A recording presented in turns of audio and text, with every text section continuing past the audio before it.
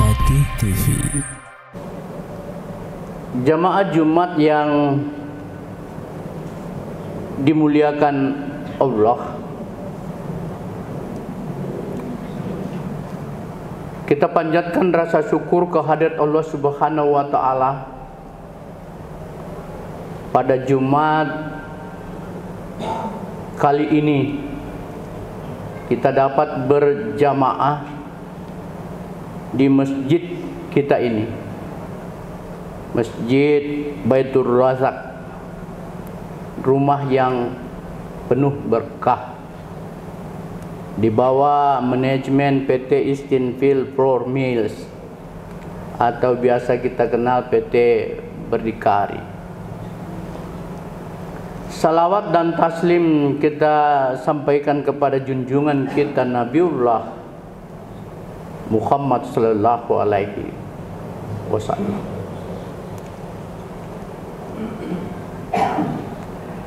Berkenaan dengan itu, maka perkenankanlah khotib menyampaikan materi khutbah Jumat diberi judul sumber daya manusia.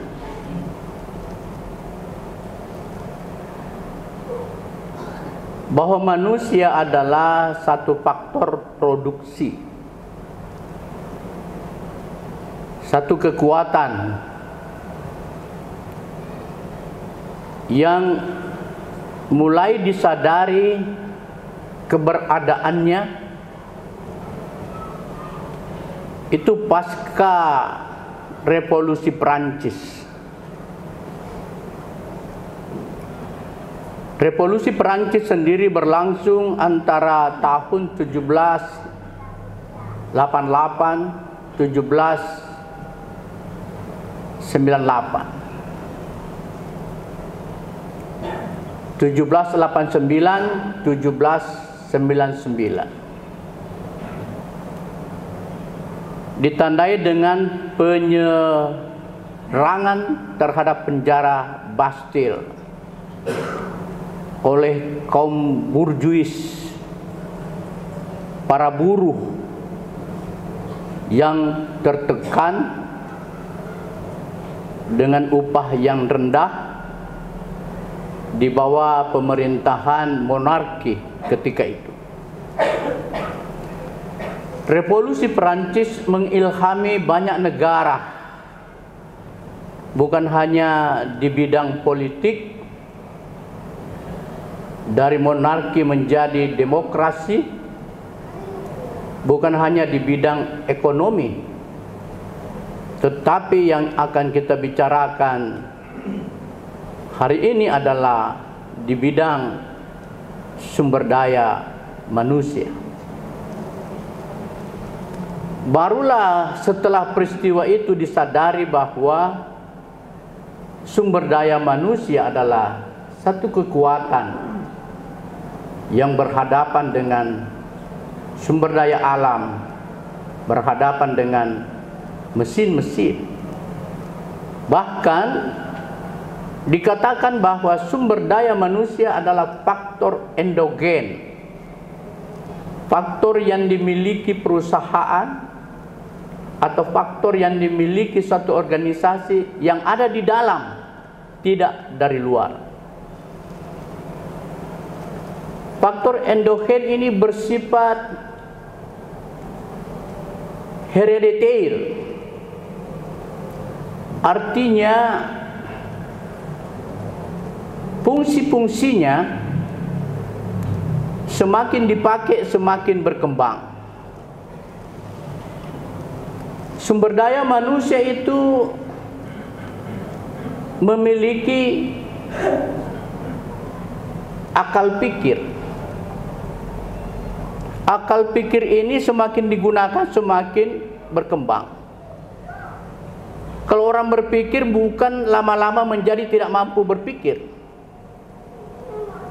bahkan semakin cerdas dan semakin mengembangkan penemuan-penemuan. Kalau ada orang rajin berolahraga, itu bukan habis kemampuan olahraganya, tetapi dia akan semakin mahir. Dalam berbagai hal, fungsi-fungsi yang dimiliki manusia semakin digunakan semakin baik, semakin mantap. Kita di kota, kalau berjalan selalu pakai sendal atau pakai sepatu. Dan tidak terhitung berapa banyak sepatu atau sendal yang kita sudah ganti, kita pakai. Orang tua kita di kampung atau keluarga di kampung itu ke ladang, ke gunung, naik turun gunung, tidak pernah pakai sepatu atau pakai sendal. Dan tidak pernah ganti kaki. Malah kakinya bertambah kuat, bertambah tebal. Kalau hanya menginjak paku tindis itu bisa patah. Kesimpulannya, faktor endogen herediter, sumber daya manusia semakin dipakai semakin berfungsi dan semakin baik.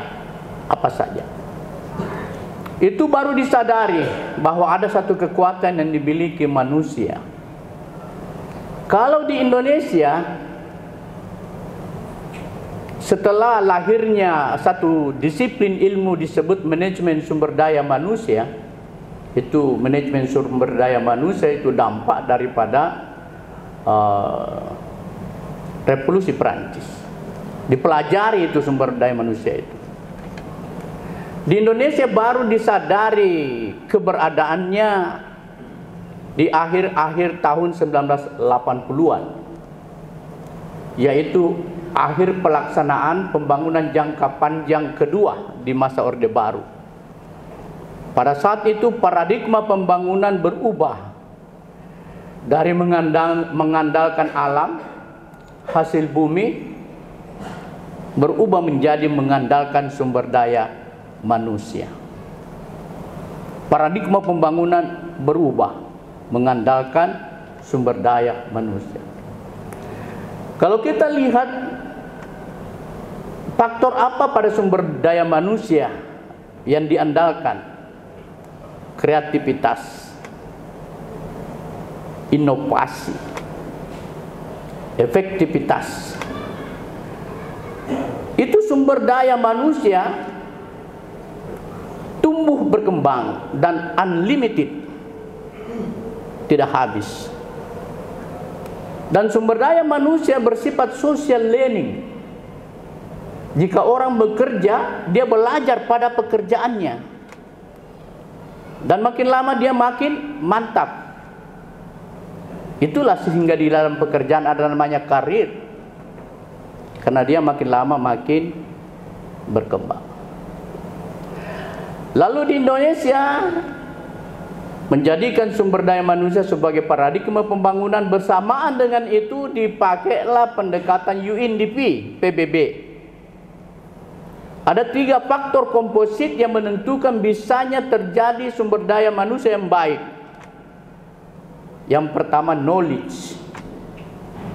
Jadi sumber daya manusia yang kita miliki itu dididik, dilatih, diberi upgrade. Knowledge. Yang kedua, indikator kompositnya adalah longevity, kesehatan. Dia harus sehat. Dan yang ketiga adalah ekonomi mikro. Dia mampu menghidupi dirinya, sehingga dia menjadi satu kekuatan organisasi, satu kekuatan produksi perusahaan, satu kekuatan yang bisa digunakan. Karena dia berpendidikan, punya skill, karena dia sehat, dan tidak ada masalah dengan ekonomi. Maka lari ke situlah perhatian pemerintah. Bagaimana membangun kesehatan, pendidikan, dan ekonomi mikro. Sesungguhnya ini adalah hal-hal yang berkait dengan ilmu pengetahuan yang sudah disebut di dalam Al-Quran. Di dalam surah Al-Isra 70, Allah berfirman, Walaqad karramna bani adama wa hamalnahum fil barri wal bahr wa razaqnahum minat thayyibat wa faddalnahum ala katsirin mimman khalaqna tafdila. Sungguh kami telah memuliakan anak cucu Adam. Kami beri dia kelebihan-kelebihan yang tidak diberi kepada ciptaan kami yang lain. Kemuliaan manusia itu karena dia diberi akal pikir. Kemuliaan manusia itu karena dia diberi kesadaran. Karena manusia diberi kesadaran, dia bisa keluar dari dirinya lalu menjadikan dirinya objek dan sekaligus subjek. Dan atas dasar itu manusia bisa melakukan introspeksi. Manusia bisa melakukan muhasabah, perbaikan-perbaikan. Diberi kesadaran. Di dalam surah At-Tin Allah mengatakan, cari, tidak ada titik celah bagi penciptaan manusia. Semua sempurna. Sampai di sini khotib ingin mengatakan bahwa apa yang menjadi temuan-temuan ilmu pengetahuan sebelumnya telah disampaikan di dalam Al-Quran. Untuk kita pahami semua bahwa kemuliaan yang diberikan Allah berdasarkan surah Al-Isra itu 70 bukan hal yang bersifat mekanikal, bukan hal yang bersifat otomatis. Ibaratnya itu kalau Allah katakan walaqad, sungguh telah kami lakukan. Kalau Allah mengatakan begitu, berarti dia menantang kita untuk respon, respect. Setelah saya melakukan, kau lakukan juga. Kalau kau tidak lakukan, bagaimanapun Allah memberikan kemuliaan, Anda tidak akan pernah mulia jika tidak melakukannya. Sama kalau kita diberi informasi, saya sudah transfer dananya ke rekening Anda, maka kita harus pergi ke teller atau pergi ke ATM. Biarpun kita sudah ditransferkan dana, tetapi kita tidak pergi menjemputnya, tidak akan mungkin kita punya uang. Atas dasar itu pesan khotib adalah bahwa kita mempunyai mutual respect dengan Allah.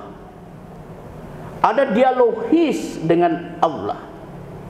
Di dalam surah yang senantiasa dibacakan terdapat 78 ayat. 31 diantaranya Allah meminta apresiasi. Fabi ayyi ila rabbikuma tukassiba. Nikmat yang mana lagi dari Tuhanmu yang engkau dustakan? Yaitu jika kita pasif, tidak merespon hal-hal yang Allah telah berikan. Terakhir, khotib ingin sampaikan, ketika Allah hendak menciptakan khalifah di muka bumi, wa idz qala rabbuka lil malaikati inni ja'ilun fil khalifah, sesungguhnya kami akan menjadikan khalifah di muka bumi ini. Lalu menimbulkan pertanyaan dari malaikat, mengapa engkau hendak menciptakan manusia di dunia itu yang akan menyebabkan pertumpahan darah, pengrusakan? Itu respon malaikat yang skeptis terhadap penciptaan manusia. Apa jawab Allah? Inni a'lam ma la ta'lamun. Sesungguhnya aku mengetahui apa yang tidak engkau ketahui. Tantangan kita sekarang, apa yang menjadi rahasia penciptaan manusia yang tidak diketahui malaikat? Itulah pekerjaan kita di muka bumi, mencari hakikat penciptaan kita. Barakallahu li wa lakum fil Qur'anil azim wa nafa'ni wa iyyakum bima fihi wa taqabbal minni wa minkum tilawatah innahu huwas samiul basir.